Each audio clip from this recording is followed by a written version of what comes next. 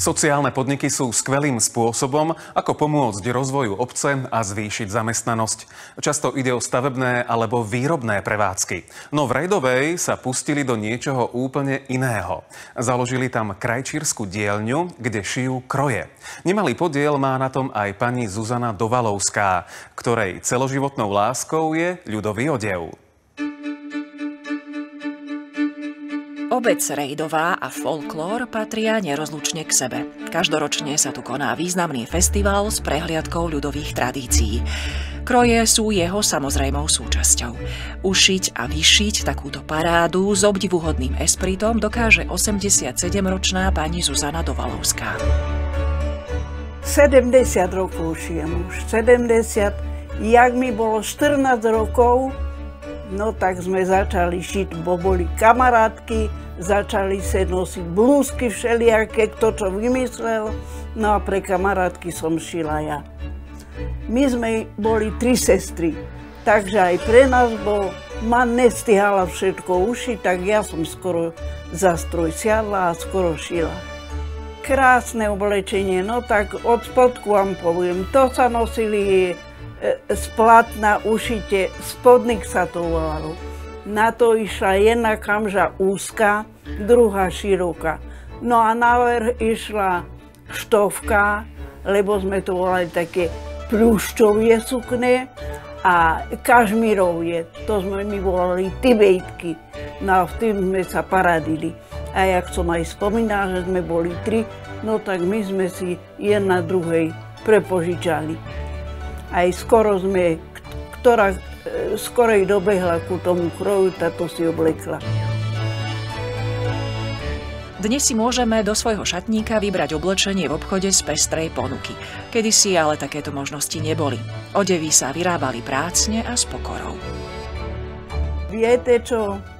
My sme prešívali od starších sestier a my sme si prešívali na kratšie.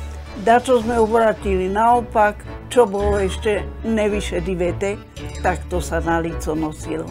No a tieto oplecka sme nosili z plátna, to sa cez zimu priadlo, tkalo, potom sa bielilo na jar na lúkach, no a potom sa šili také oplecka. Čo komu bolo treba týmto našim súborom, bo to už máme veľa rokov založený, ja som šila všetko. Ale šila som aj do Kanady, taký nasobaš kroj. Šila som aj do Anglicka 4 kroje. No tak pamiatku majú plne. No toto šijem košeľu, to má byť na 50-ku. No ale rozkázala si čistú bielu. Tak sa šije s maderovými čipkami. No bez manžet, stojačí galier, po novom už. No a na rukavoch sa nosili tieto zapiastky. Dakto chce zelenie a dakto chce také pestré. To je sukňa štofová, to mi dali za persten. Keď som sa išla vydávať, tak ako dar od budúceho manžela, za persten sa to volalo. No a k tomu bolo tento šurc